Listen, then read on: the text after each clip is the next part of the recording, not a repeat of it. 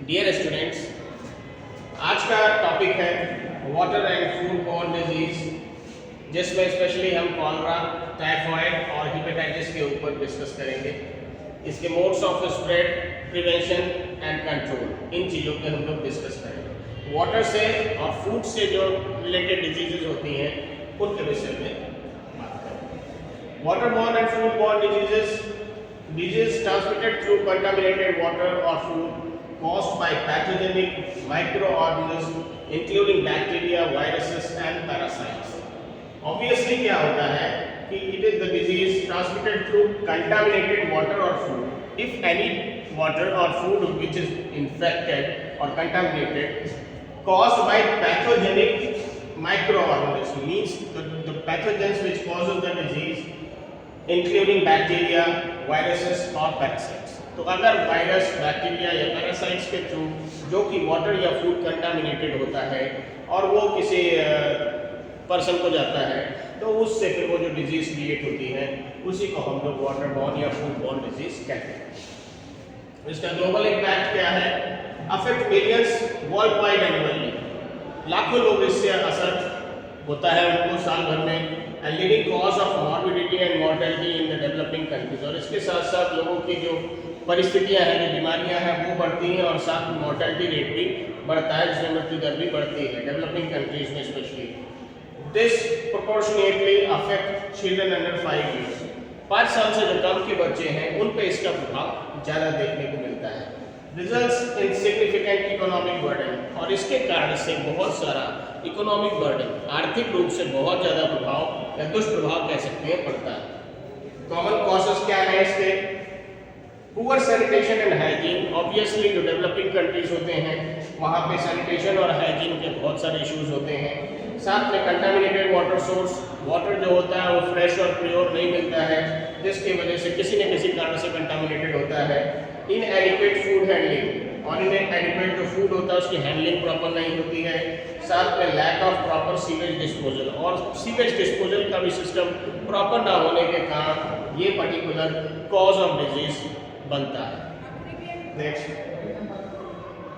Major water borne and food borne diseases में bacterial disease की अगर बात करें तो कॉलरा, टाइफॉइड, पैराटाइफॉइड, साइनोसिस जिसको डिसेंट्री भी कहते हैं, इश्चेरिचिया कोलाई इन्फेक्शंस जिसको ई कोलाई इन्फेक्शंस कहते हैं, साल्मोनेलोसिस एंड कैम्पाइलोबैक्टीरियोसिस, कैम्पाइलोबैक्टीरिया के थ्रू होता है। नाउ द पैरासाइट में जियार्डियासिस, अमोबियासिस, क्रिप्टोस्पायरोसिस एंड साइक्लोस्पोरियोसिस। वायरल में hepatitis A, E, rotavirus infection, norovirus and poliomyelitis. And focus of this presentation is we will examine 3 major diseases in detail, that is cholera, typhoid fever and hepatitis A and E. These represent significant public health challenges globally, especially cholera, typhoid और hepatitis globally challenge को create करते हैं। First is cholera. Its causing agent is Vibrio cholera bacteria 01 and 0139 serotypes. Incubation period it's 2 hours to 5 days and usually 2 to 3 days. Usually हम इसको 2 से 3 दिन इसका incubation period मानते हैं। क्लिनिकल प्रेजेंटेशंस में sudden onset of profuse watery diarrhoea, बिल्कुल पानी जैसा मोशन होता है, that is rice water stool, बिल्कुल चावल के पानी जैसा इसका स्टूल होता है। वॉमिटिंग होती है, रैपिड डिहाइड्रेशन, बहुत तेजी से पानी की कमी होती है शरीर में, मसल क्रैम्प्स होता है, मांसपेशियों में ऐठन होती है, वीकनेस एंड लेथार्जी, कमजोरी और हाथों पैरों में भारीपन और दर्द और सुस्ती रहता है। इन सीवियर केसेस, जब सीवियर केसेस होते हैं तो उसमें shock, kidney failure, death with in hours. ये चैलेंजिंग है क्योंकि इसके कारण से अगर टाइमली मैनेजमेंट ना हो तो डेथ भी हो सकती है। Severity can cause death with in hours if untreated. Point मैंने मेंशन किया वही चीज़ कि अगर सही से इसको इमीडिएटली मैनेज ना किया जाए तो कुछ घंटों में जान भी जा सकती है। Case fatality rate can exceed 50% without, अगर नहीं करते हैं तो ये चीज़ बहुत तेज़ी से आगे बढ़ सकती है और ये जानलेवा भी हो सकती है। अब कॉलरा के मोड्स ऑफ ट्रांसमिशन क्या है? इसका प्राइमरी रूट है faecal oral transmission through contaminated water और फूड। जो हम फीकल मैटर को डिस्पोज ऑफ करते हैं वो किसी न किसी कारण से वाटर के थ्रू या फूड मटेरियल के थ्रू कंटामिनेट, उस वाटर और फूड कंटामिनेटेड होता है फीकल मैटर के थ्रू, और वो मेजर कॉज है हमारे देश में और बाहर भी। वाटर सोर्स में क्या है, कंटामिनेटेड ड्रिंकिंग वाटर, पीने वाला पानी जो कंटामिनेट हो अशुद्ध हो जाए। Water use for washing food, जो फूड को धुलने के लिए जो वाटर यूज होता है। वाटर फॉर बाथिंग और कुकिंग, जो नहाने और भोजन बनाने के लिए। और ice made from unsafe water, और जो आइस हम बनाते हैं अगर अनसेफ वाटर से बनाते हैं तो वो भी एक वाटर से रिलेटेड सोर्स होता है। फूड सोर्स में रॉ और अंडर कुक्ड सी फूड, अगर कच्चा है या कम पका हुआ है सी फूड तो वो भी एक सोर्स होता है। Raw fruits and vegetables, food washed in contaminated water, अगर कंटामिनेटेड वाटर है उससे कोई फूड मटेरियल या फूड का कंटेंट धुला जाता है तो उससे भी हो सकता है। Food handled by infected person, और जो आदमी इन्फेक्टेड है अगर वो उस फूड मटेरियल को हैंडल कर रहा है तो उससे भी ये सोर्स ऑफ इन्फेक्शन हो सकता है। Next is high risk situations क्या है, areas with इनएडिक्वेट sanitation, overcrowded conditions, refugee camps, natural disaster disturbing water supply, food affected areas. तो ये हाई रिस्क सिचुएशंस है। एरियाज विद इनएडिक्वेट सैनिटेशन, ऐसे एरिया जहाँ पे सैनिटेशन प्रॉपर नहीं है या कम है।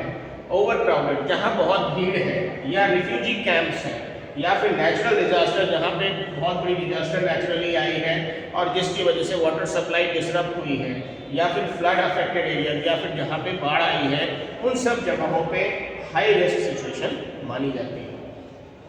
पर्सन टू पर्सन कॉन्टेक्ट में direct transmission is rare but possible in through, हो सकता है। Poor hand hygiene, contact with infected fishes and contaminated surfaces, तो ये पर्सन टू पर्सन कॉज में इंडिकेटेड है। नेक्स्ट डिफेक्ट्स क्या है, one infected person can contaminate an entire water source, एक आदमी ही पूरे वाटर सोर्स को इन्फेक्ट कर सकता है एंड कॉजिंग एपिडेमिक स्प्रेड, और बहुत बड़े एरिया में इस इन्फेक्शन को बढ़ा सकता है।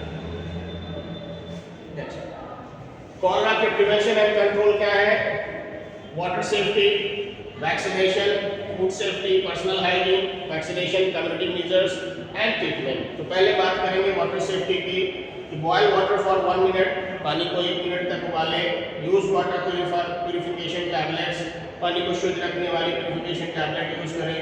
क्लोरिनेशन ऑफ वाटर सप्लाईज, जो वाटर सप्लाई हो रहा है उसको क्लोरिनेट करें। यूज सेफ वाटर सोर्सेज, और जो सेफ वाटर सोर्स हैं उन्हीं को यूज करें। Store water in clean containers, और जो पानी जिसमें स्टोर करें वो भी साफ सुथरा हो।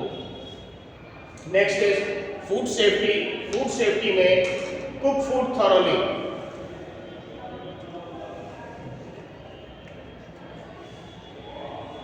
तो जो फूड है उसको अच्छे से पकाएं। पील फ्रूट्स एंड वेजिटेबल्स, अच्छे से छील करके और साफ करके उसको खाएं। अवॉइड रॉ सी फूड, और जो सी फूड अगर है तो उसको, रॉ सी फूड है तो उसको अवॉइड करें, ना लें। ईट फूड वाइल हॉट, और खाना जब गर्म हो तभी इसको खाएं। Avoid street food in endemic areas, और जो एंडेमिक एरियाज में अगर स्ट्रीट फूड है तो उसको अवॉइड करें, नहीं लेना चाहिए। Personal hygiene, wash hands, soap frequently, अच्छे से हाथ धुलें और सोप का यूज़ करें। Use latrines and designated areas, और प्रॉपर लैट्रिन्स और डेजिग्नेटेड एरियाज को यूज़ करें। Proper disposal of human waste, और डिस्पोजल ह्यूमन वेस्ट का प्रॉपर करें।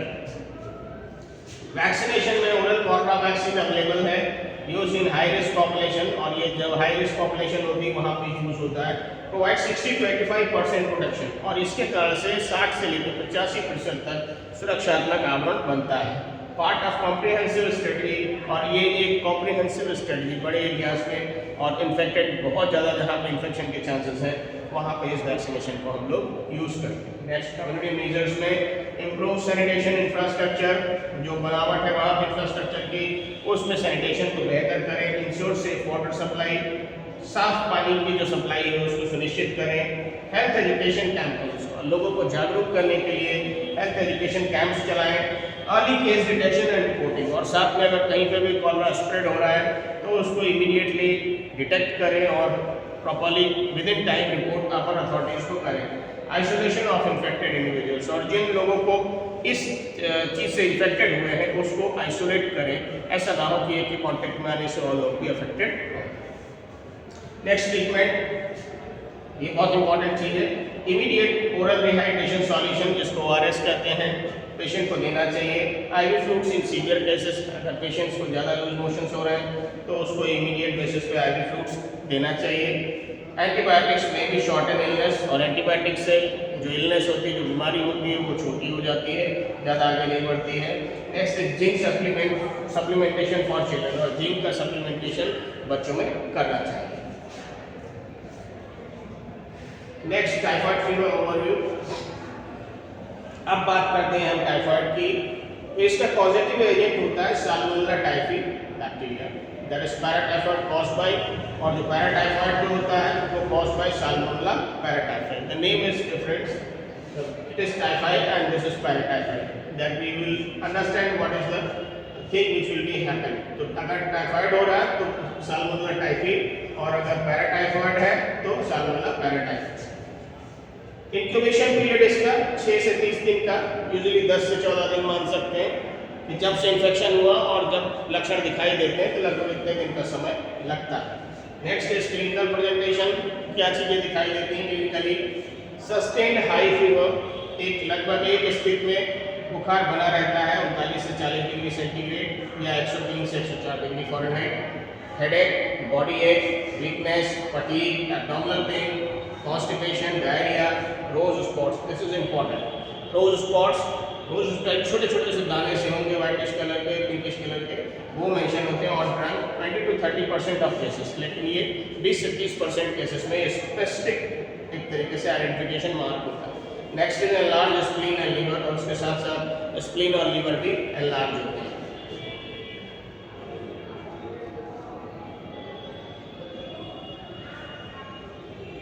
Next is modes of transmission में primary route fecal oral through contaminated food और water. Transmission sources में contaminated water supplies, food prepared by carriers, raw vegetable, ये सारी चीज़ें जो हम पिछले स्लाइड्स में देख चुके हैं, वो सारी चीज़ें ट्रांसमिशन के सोर्सेस हैं। नेक्स्ट क्रॉनिक कैरियर्स, इसके कौन है जान लीजिए। 1 to 5% बिकम क्रॉनिक कैरियर्स, इसमें से 1 से 5% लोग क्रॉनिक कैरियर होते हैं जो अगले स्टेज पे भी जाते हैं।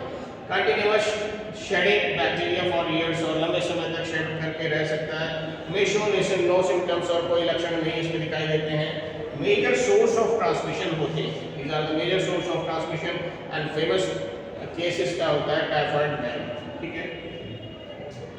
रिस्क फैक्टर्स में ट्रैवल टू एंडेमिक एरियाज जैसे साउथ एशिया और अफ्रीका है, poor sanitation conditions, lack of clean water, consumption of street food, close contact with carriers, तो ये रिस्क फैक्टर्स हैं, इनको अवॉइड करना चाहिए। नेक्स्ट ट्रांसमिशन साइकिल में बैक्टीरिया शेयर इन फीसिस, किसी इसमें छुपा रह सकता है या यूरिन के थ्रू, कंटामिनेट्स वाटर और फूड, और वाटर और फूड को कंटामिनेट कर सकता है।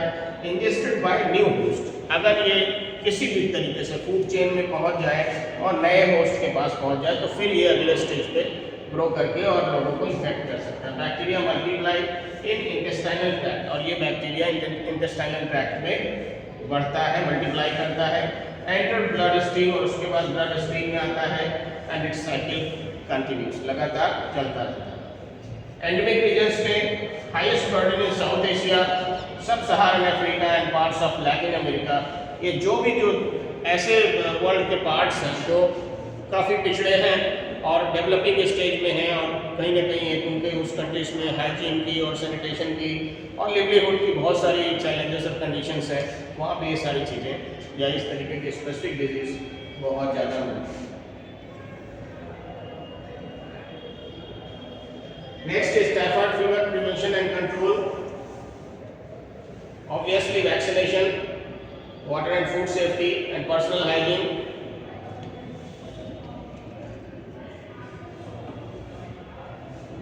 वैक्सीनेशन का यूज किया जाता है, इसमें injectable VI polysaccharide vaccine use होती है।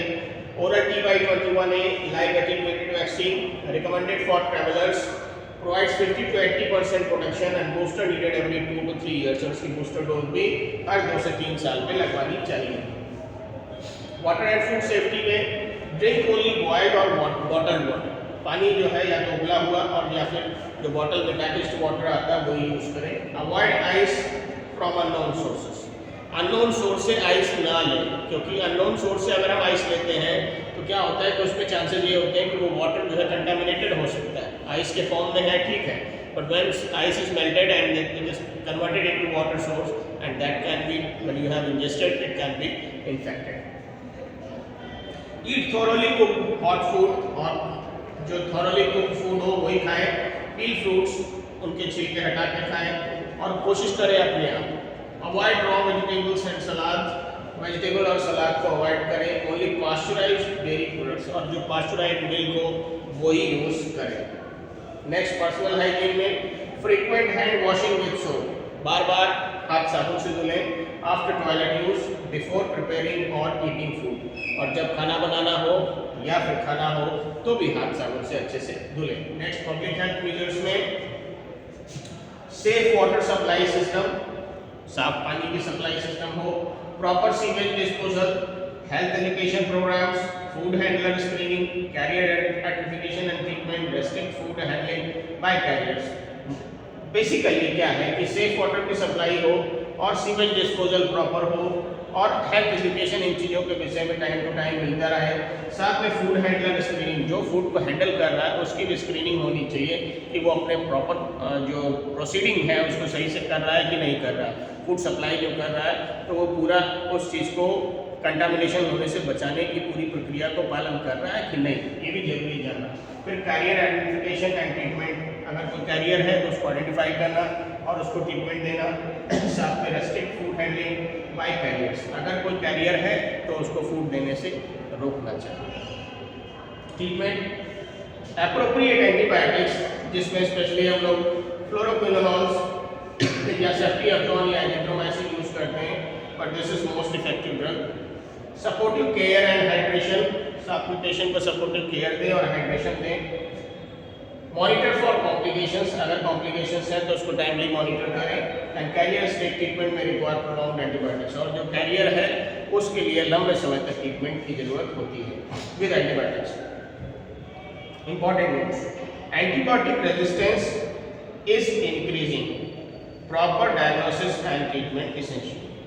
तो क्या होता है, ज़्यादातर केसेस में हम लोग पेशेंट को एंटीबायोटिक्स देते हैं, तो बहुत सारे केसेस ऐसे होते हैं जो ऑलरेडी रेजिस्टेंट होते हैं। तो अगर रेजिस्टेंट है, हम फिर से उसको दवाई वही दे रहे हैं तो वो इफेक्टिव नहीं होती, तो इसलिए असेसमेंट कर लें, उसके बाद ही मेडिसिन दें।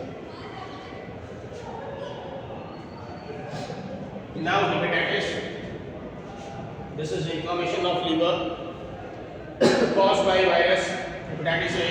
पॉजिटिव एजेंट इसका hepatitis A virus, that is called HAV RNA virus, ये ध्यान रखिएगा, RNA वायरस डाइकोसमेटिक acid.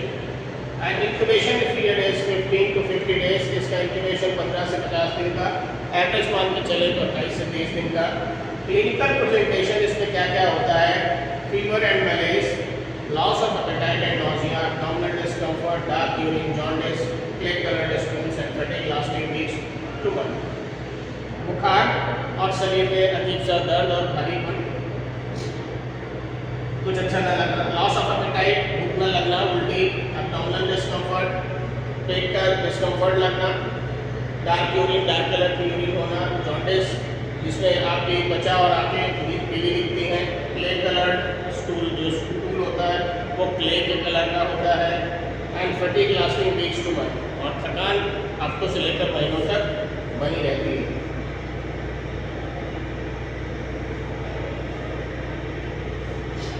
Next is hepatitis A and modes of transmission. Primary route इसका होता है फीकल और ओरल ट्रांसमिशन होता है। हेपेटाइटिस ए में ट्रांसमिशन जो होता है कंटामिनेटेड फूड और water, person to person contact, poor sanitation, shellfish from polluted water, raw products, ये सारी चीज़ें हम लोग पहले से मेंशन कर चुके हैं, जिसमें से sexual contact but it is rare. Virus characteristics में very stable virus, survives in environment, resistant to freezing, killed by boiling, तो ये सारी चीज़ें जो है वायरस के कैरेक्टरिस्टिक्स होते हैं। हेपेटाइटिस बी में ट्रांसमिशन कैसे होता है, contaminated water, primarily route, undercooked meat, pork और wild game, raw shellfish, person to person, ये बहुत कॉमन नहीं होता है, often cause water borne outbreaks, ठीक है। तो ये हेपेटाइटिस ई के कॉज होते हैं ट्रांसमिशन के। आईएस में ट्रैवल टू एंडेमिक एरियाज, ऐसे एरिया में ट्रैवल करना जहाँ पे पहले से फैला हो। Poor sanitation, contamination of water, disaster situation, refugee camp और प्रेगनेंसी, इसमें हेपेटाइटिस बी वायरस पहले से। तो ये सारी चीज़ें जो है हाई रिस्क सिचुएशन में आती है। एंडेमिक रीजन्स में HIV world wide specially in areas में पुअर सैनिटेशन, जिन एरियाज में पुअर सैनिटेशन होता है वो जगह पे इसके चांसेस ज़्यादा होते हैं, जैसे एशिया, मिडिल ईस्ट, अफ्रीका और सेंट्रल अमेरिका, इन एरियाज में ज़्यादा है।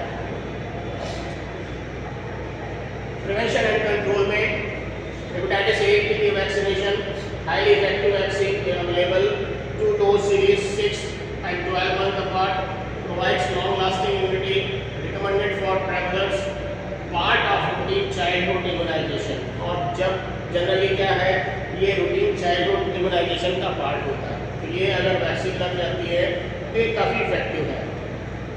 Next is hepatitis A vaccine available in some countries